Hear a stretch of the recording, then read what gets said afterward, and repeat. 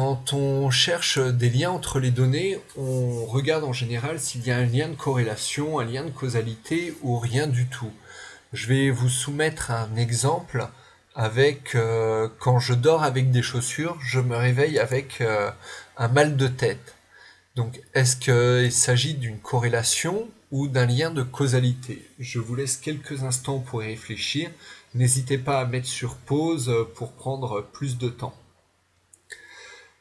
Voilà, il s'agit en effet d'une corrélation avec le fait d'avoir trop bu la veille au soir. Quand on a trop bu, on a tendance à s'endormir habillé et le lendemain, on se réveille avec un mal de tête. Il n'y a donc aucun lien de causalité entre les deux, mais bien un lien de corrélation.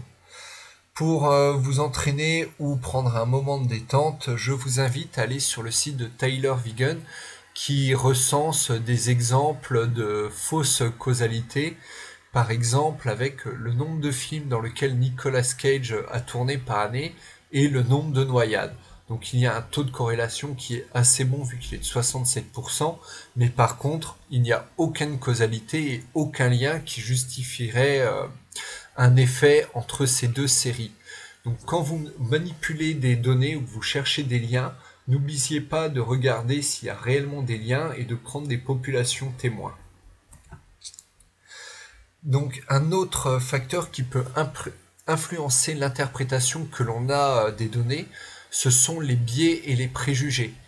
Par exemple, pendant la récession, les ventes d'alcool ont augmenté.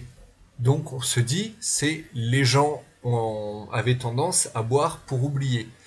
Mais si je vous avais dit pendant la récession, les ventes d'alcool ont diminué, vous auriez certainement dit, les gens n'ont pas d'argent.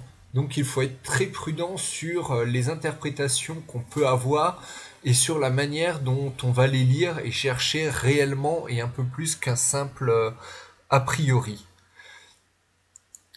Dernier point important, ce sont les variations. Est-ce qu'elles sont en pourcentage et variations en points de pourcentage? Généralement, il y a beaucoup d'erreurs dès qu'on commence à manipuler des pourcentages et je vous invite à repasser en valeur absolue pour faire vos calculs. Par exemple, en passant de 5 à 10%, de combien de pourcents est le changement? Est-ce qu'il est de 5%, de 50%, de 100% ou d'une toute autre valeur? Quelqu'un qui répondrait rapidement aurait tendance à dire 5%, mais c'est faux. Comme 10% est le double de 5%, en réalité, la réponse est 100%. Et donc même si on dit 10% représente 200% de 5%, donc le double. Donc voilà, faites très attention quand vous manipulez des pourcentages. Voilà, et par contre il s'agissait bien d'un changement de 5 points de pourcentage, mais c'est totalement différent d'une augmentation de 5%. Dernier point, attention quand vous manipulez des données à essayer de toujours ramener de temps en temps à des unités qui sont identiques pour tout le monde, avec par exemple ici les dépenses militaires. Quand on regarde les dépenses américaines qui sont de 698 milliards en 2010, on se dit que c'est énorme par rapport au reste du monde. C'est quasiment la somme des dépenses militaires de tous les autres pays du monde. Par contre, quand on ramène en pourcentage du PIB, les États-Unis ne sont même pas dans le top 10, ils sont dans le top, ils doivent être 12e ou dans le top 15.